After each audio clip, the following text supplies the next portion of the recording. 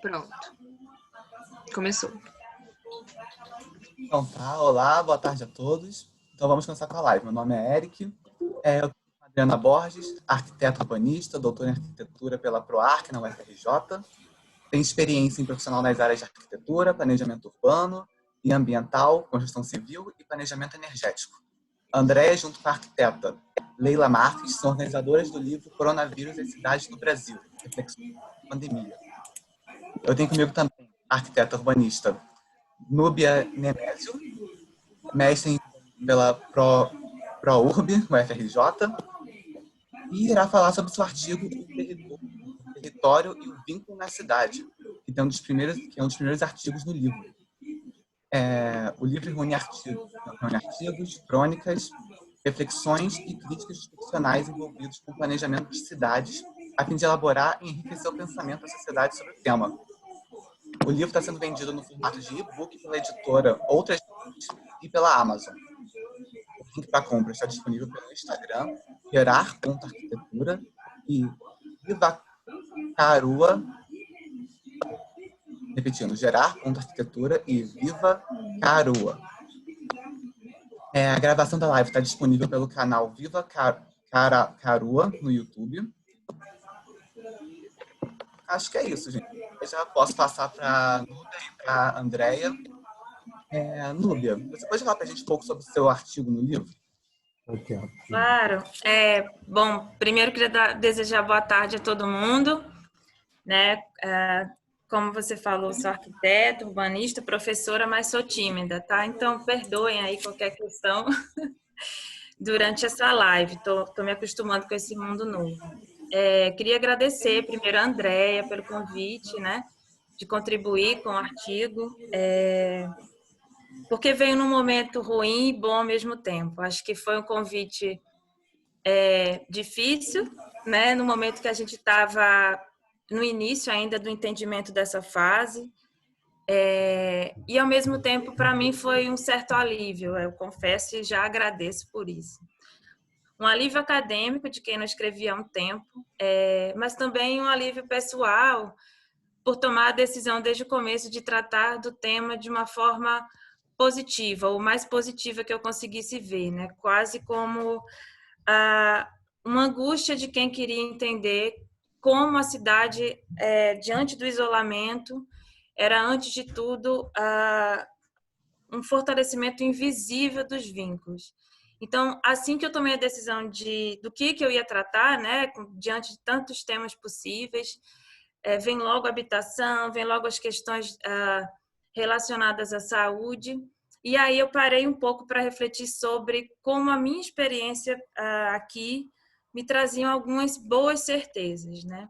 E aí pautada, assim, primeiro nas minhas experiências em casa, né? Quem está vindo aqui em casa, trazer o alimento orgânico, poder contar agora com Raízes do Brasil, que é aqui na rua ao lado, que é um programa que disponibiliza alimentos de qualidade e que, nesse momento de pandemia, tem se articulado com as comunidades aqui do Cerro Corá, né, no bairro onde eu moro, em Santa Teresa, olhar um pouco para esses vínculos e restabelecer contatos com grupos que eu, né, costumo trabalhar há um tempo, me trouxe alguns olhares positivos, né? Eu acho que sobre esse momento, e que, na verdade, existem antes disso acontecer e que agora se mostram cada vez mais fortes, cada vez mais importantes.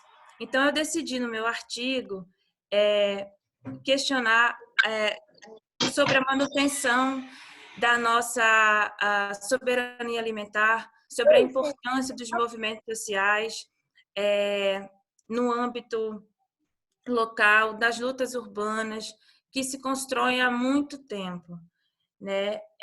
A Andréia me fez uma provocação, você me interrompe, tá, Andréia, se você quiser. A Andréia me fez uma provocação esses dias, que ela falou do meu TFG, né? E aí ela me obrigou, com essa provocação, a refletir sobre, historicamente, né, como eu lido com esse tema de formas diferentes, né, a partir da minha experiência ainda acadêmica, né, ainda na faculdade. no meu TCC, que foi o que ela ontem me fez essa provocação. E eu fiz, nossa, meu TCC não tem nada a ver.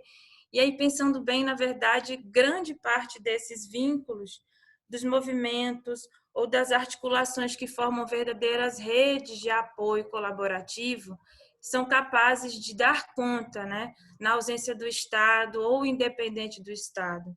E nesse momento que a gente se vê tão perdido, são esses vínculos, oi, Antônio, que, na verdade, se mostram capazes de dar respostas rápidas, respostas eficazes e que contam para a gente a grande valia que é viver em cidades, viver de forma comunitária, né? Então, foi um pouco do que eu me baseei no artigo. Eu não sei se eu sigo, posso seguir, Andréia? Pode seguir. Tá. Então, pensando um pouco historicamente, eu ainda na faculdade, né, tive a oportunidade de participar do escritório modelo, né, de arquitetura e urbanismo, e desde aquele momento a gente começou a construir vínculos, por exemplo, no meu caso, né, com o Movimento Nacional de Luta pela Moradia. E a partir dessa experiência que me levou às favelas cariocas, me levou a pontos diferentes, né? Para quem não me conhece, sou, além de arquiteta urbanista, alagoana, e vim para essa cidade para estudar arquitetura e urbanismo, e me deparo com uma realidade completamente inesperada, apesar de a gente conhecer o Rio de Janeiro, não é igual, né? E não é igual quando você vai se dedicar a ter a cidade como objeto de estudo. Eu penso que ter vindo para o Rio me fez uma arquiteta diferente da que eu esperava ser, ainda no início, né? Pleiteando aí a formação. E como objeto de TFG, que eu escolhi como objeto fazer uma escola na Maré, uma escola que já existe, mas que não tem ainda um espaço físico adequado às suas atividades, que foi o projeto da Escola Uerê.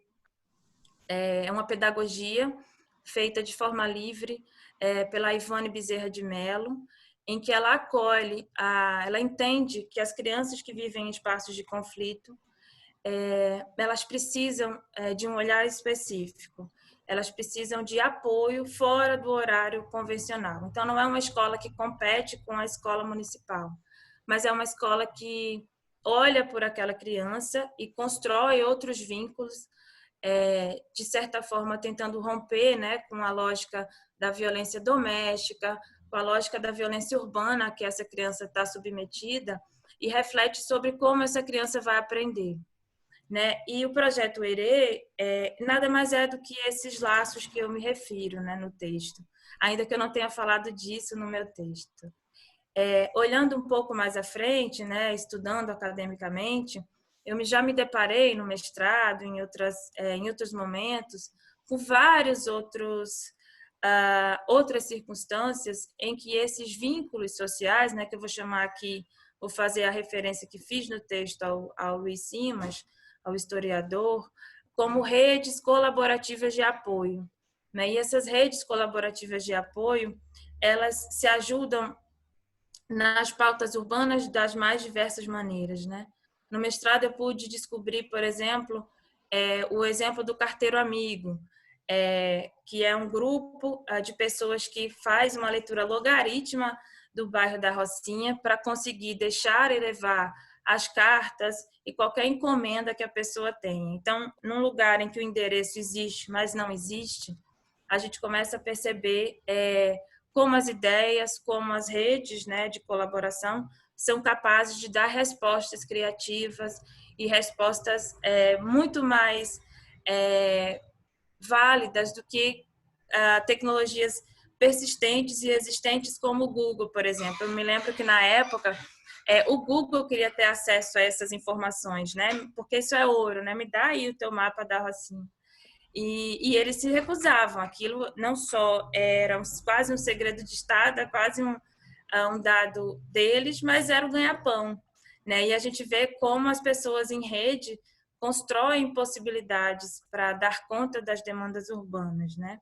Na Maré, os próprios moradores decidem por experiência e vontade própria, né, por não se considerarem parte da cartografia oficial da cidade, contratar um topógrafo e fazer o guia de ruas da Maré.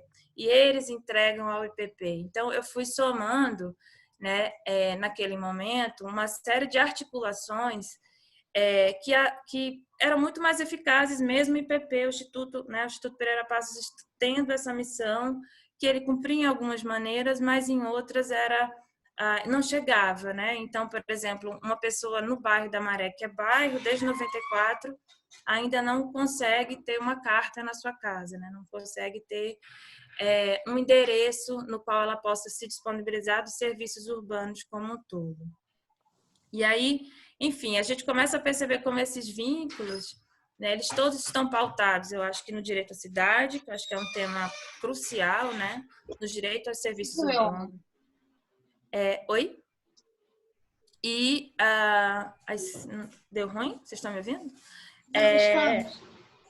Mas também são capazes, né, de dar respostas diversas. Bom, no meu artigo, eu começo a refletir, né, como eu falei, a partir da questão alimentar, né, o que falta e o que eu tenho disponível na cidade, mesmo estando dentro da minha casa.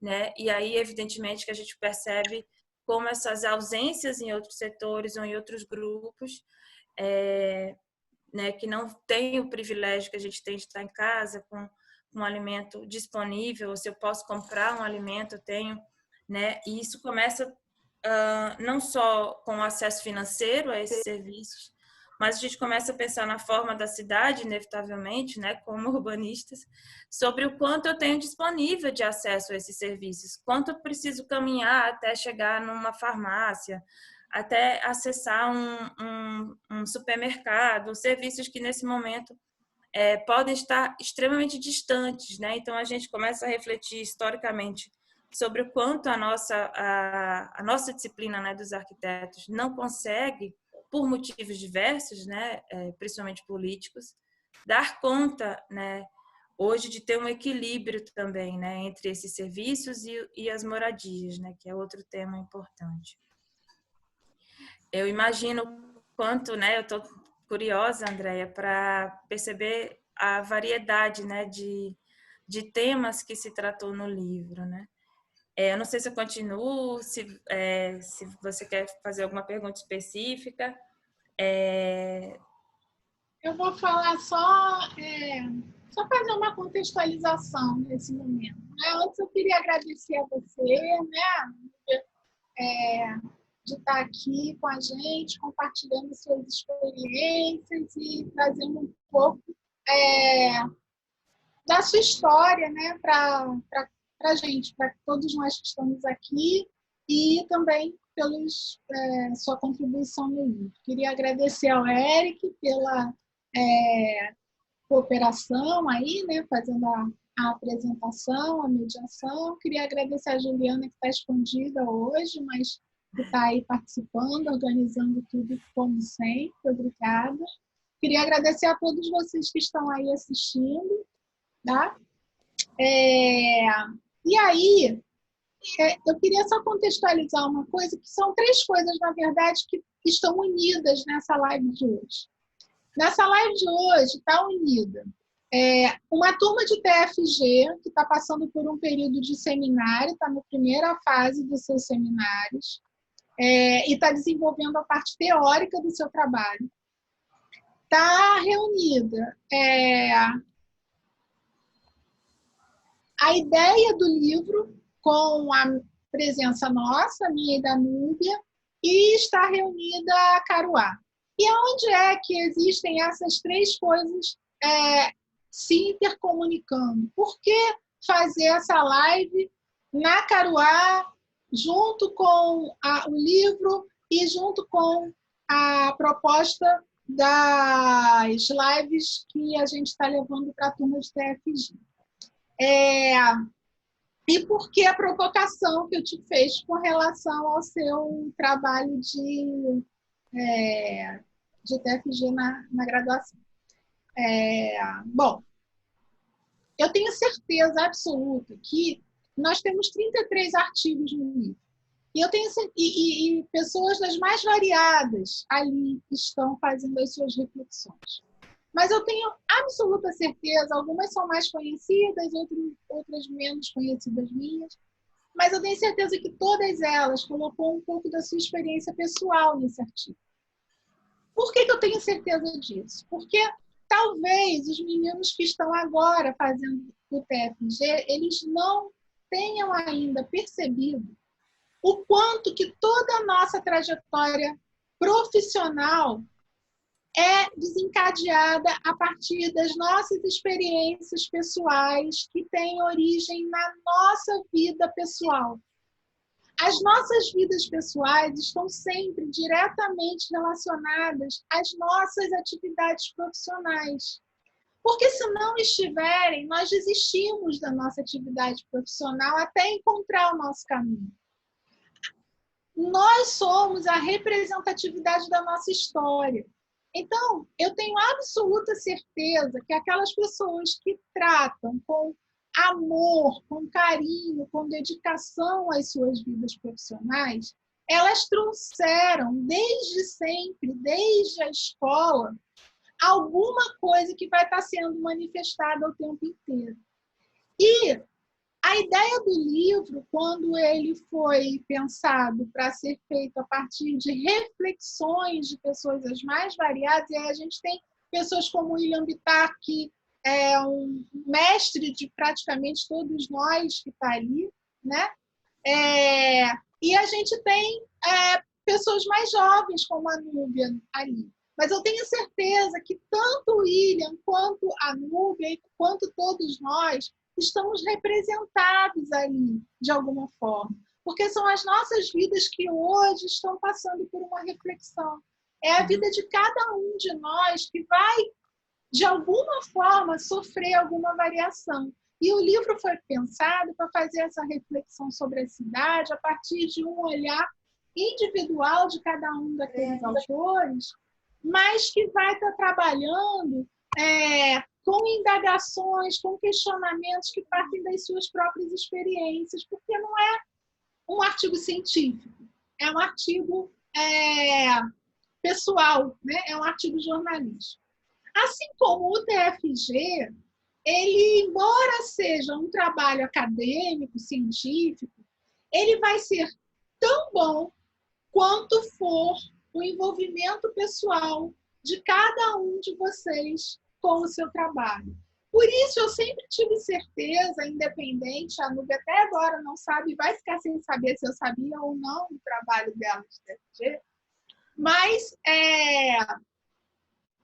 eu tenho certeza que existe um envolvimento de uma sequência de trabalho, de conhecimento e de desenvolvimento que acontece lá na graduação, no envolvimento dela com o escritório modelo, no envolvimento dela com as comunidades, nos questionamentos relacionados às pessoas mais vulneráveis, no questionamento relacionado às comunidades, né? No envolvimento posterior dela com os movimentos sem teto, os movimentos sem terra. Então, tudo isso leva ao artigo que está colocado no livro. E o que eu espero das turmas de TFG, de cada um de vocês que está aí, seja dessa turma de agora, seja de uma turma daqui a algum tempo, seja de alguma turma que não está comigo, está com o Jucá em outra instituição, que ele também tem uma turma de TFG, o que eu espero é que vocês coloquem um pouco de vocês nesse trabalho. Os que assistiram às 2 lives anteriores vão poder observar que a gente trouxe 3 variações. A gente trouxe um trabalho, um jovem, todas as que vieram até agora são jovens arquitetos. A Núbia, embora já tenha concluído há mais tempo a graduação, já tenha feito mestrado, já esteja dando aula, ela é uma jovem arquiteta, mas não adianta, é importante que vocês percebam que cada um deles tem um olhar diferente no seu trabalho TFG. O trabalho da Natália, mais conceitual, o trabalho da Ana Flávia, mais técnico, o trabalho da Núbia mais social, comunitário, né? Mas todos eles refletindo um pouco de cada uma delas nesse trabalho. Então, quando lá no início da disciplina de TFG nós fizemos todo um exercício de resgate da individualidade de cada um de vocês, agora a gente está vendo na prática o que acontece. Então, a interface entre a disciplina, o livro e também a Caruá. E a Caruá existe para quê? A Caruá existe para divulgar tudo isso, para abrigar tudo isso, para colaborar com todos, para colaborar lá com o Eric, lá no jornalismo, né? Para trabalhar, para colaborar com as comunidades, para colaborar nos nossos projetos futuros, para divulgar, para unir, para agregar. Então, essa união de todos esses pensamentos que é refletida no livro, é refletida também na Caruá. Então, eu não sei se eu esclareci, né, a minha provocação não foi só para você, a minha provocação, na verdade, foi uma provocação velada, mas foi para todos. Uhum. E o desafio é justamente esse. É montar um enredo, né? É contar uma história de vida, um TCC, um TFG, um trabalho de mestrado, um trabalho de doutorado, um artigo num livro, é um pedaço da história das nossas vidas. Então, é isso que eu proponho aí que seja contado. Ô, André, e eu sei que você vai contar com maestria, tenho certeza disso, por isso o desafio foi para você. Ô, Andréia, quando eu me lembro, assim, né, assim, primeiro o choque, né, eu vim de Alagoas e estudar na UFRJ em frente à Maré, né, e nunca poder ir lá, assim, o que graças a alguns movimentos até dos próprios estudantes, né, a gente tinha a Semana de Arquitetura e Urbanismo com temas que a gente mesmo sugeria de forma bem aberta e bem livre, né, e a gente tinha a Semana do Subúrbio, e aquilo tudo era para mim fundamental, porque como reconhecer, né, as complexidades e as realidades do Rio de Janeiro. E uma dessas semanas foi na Maré, né? A gente passou a ter disciplinas que tinham como objeto de estudo a Maré, né? Que é uma coisa que a gente tenta fazer hoje, né? Na medida do possível, dentro das nossas disciplinas. E é extremamente renovador perceber como a nossa tarefa ela só é um ofício a mais dentro do conjunto que se faz, né, das vidas e das percepções do que acontece nos espaços privados ou públicos, como é no caso da cidade, né? Eu me lembro que nas visitas ao Projeto Irê, né, que eu estava falando da Ivone,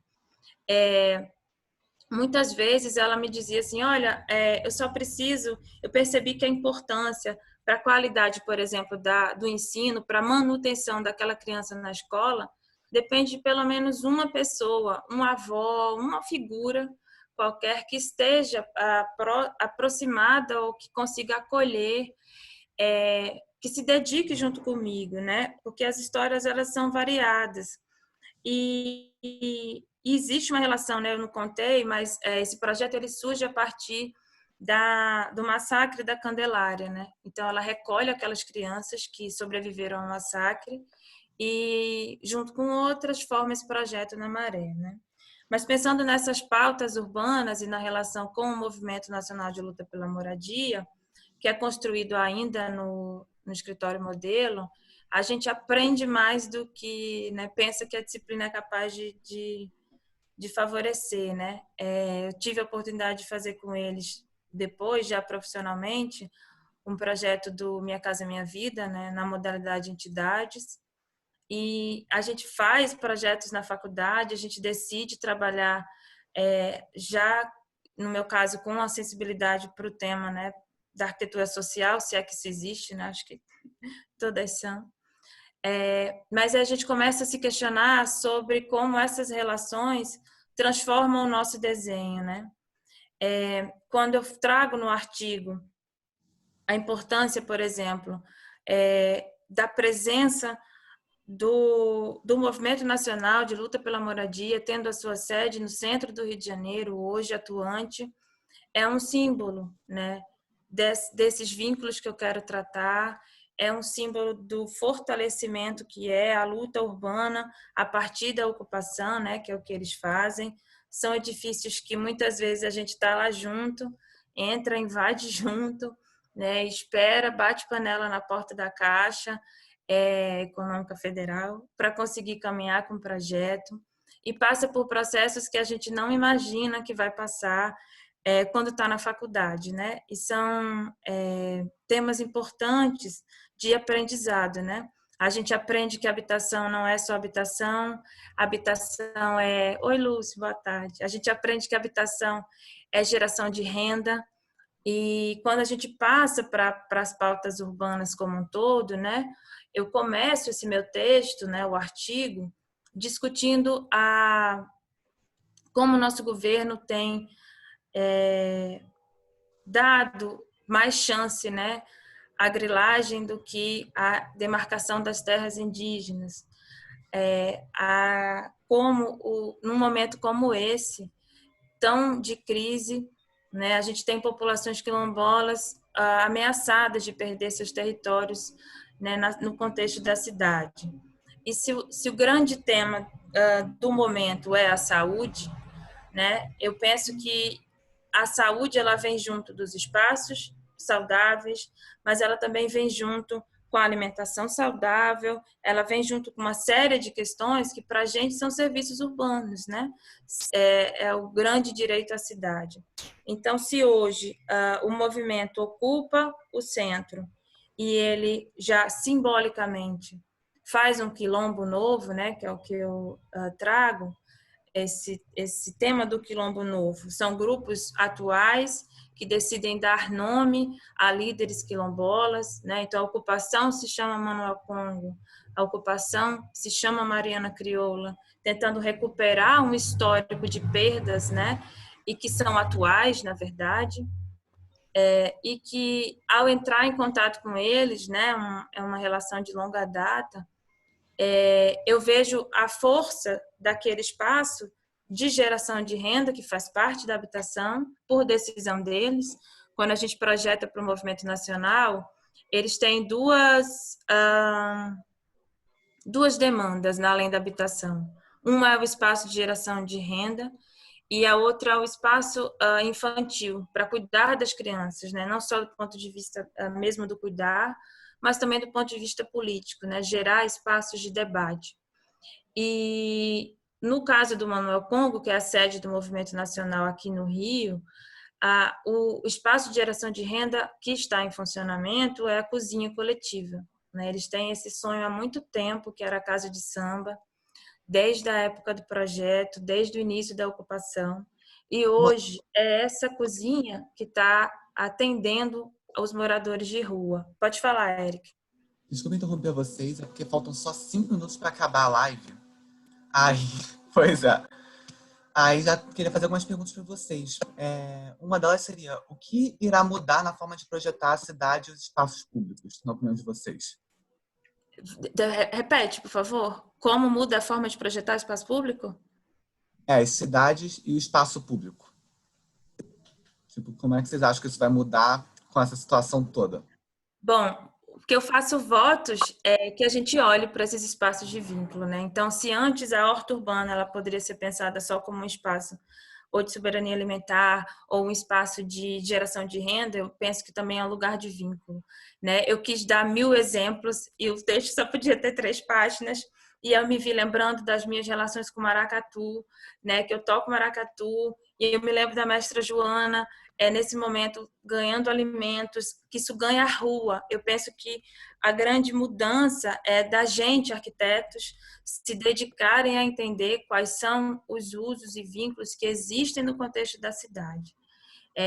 Entender a nossa postura como mais uma dentro das várias disciplinas que atuam sobre o contexto da cidade, né? Eu não sei se eu te respondi, porque eu não sei se eu ouvi a pergunta direito.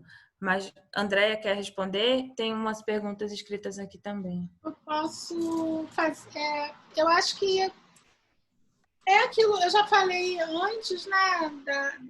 Em outras vezes que a gente conversou sobre o livro, e eu respondo mais uma vez. Eu tenho um duplo pensamento, né? O pensamento que eu gostaria do que acontecesse e o pensamento do que eu acho que vai acontecer.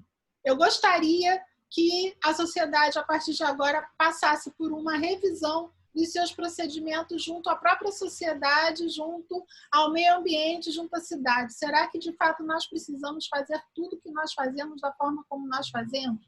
Será que nós precisamos dos nossos deslocamentos? Será que nós precisamos do inchamento dos grandes centros urbanos? Será que nós não poderíamos trabalhar em pequenos polos menos adensados e mais confortáveis e mais humanos? Será que não está na hora da humanidade se tornar mais humana? Isso é o que eu gostaria. Agora, o que eu de fato acho que vai acontecer é que o poder econômico vai querer fazer com que tudo volte a ser como era antes, porque é melhor para eles, né? É melhor para as grandes empresas, é melhor para o mercado financeiro, é melhor para os grandes bancos, que tudo continua sendo como era antes. E aí, só tem uma pessoa que pode fazer isso mudar, somos nós mesmos. Ou a gente vai aceitar a imposição do mercado e continuar vivendo o espaço público atordoado e atordoante que a gente vivia, com um transporte público de má qualidade, com uma rua ruim, com um ar poluído, ou a gente vai mudar. Só vai depender de nós mesmos decidir. Eu acho que pensar em outras escalas de atuação, né? Eu acho que a gente precisa fazer essa reflexão que é velha, mas ao mesmo tempo é nova, porque acho que de forma coletiva a gente ainda não tem a postura do arquiteto como uma profissão ampla, uma profissão diversa, desenhando, né, respondendo um pouco à pergunta do Lúcio, que ele deixou aqui, desenhando coletivamente, né, a gente começa a perceber a importância do desenho, a importância da comunicação pelo desenho, mas também a importância de se fazer esse desenho de forma coletiva. E a gente tem muitas experiências dessa forma, né? Seja pelo mutirão, mas isso envolve também as nossas decisões técnicas, isso envolve o formato e a escala dessas decisões para o saneamento, para a nossa relação com o espaço público, né? Da gente reverenciar de fato a cultura local, ouvir, né, e ser mais um agente, menos um agente autoritário, né? Eu tenho discutido muito isso nas escalas diversas da arquitetura, como o nosso desenho muitas vezes ele é autoritário, né? Ainda ontem dando aula, eu estava lembrando sobre, às vezes, num espaço urbano, o único lugar disponível para a garotada jogar bola, a gente coloca aquele padrão de espaço público com o mesmo mobiliário fixo, em cimento, porque não sabe ver, né?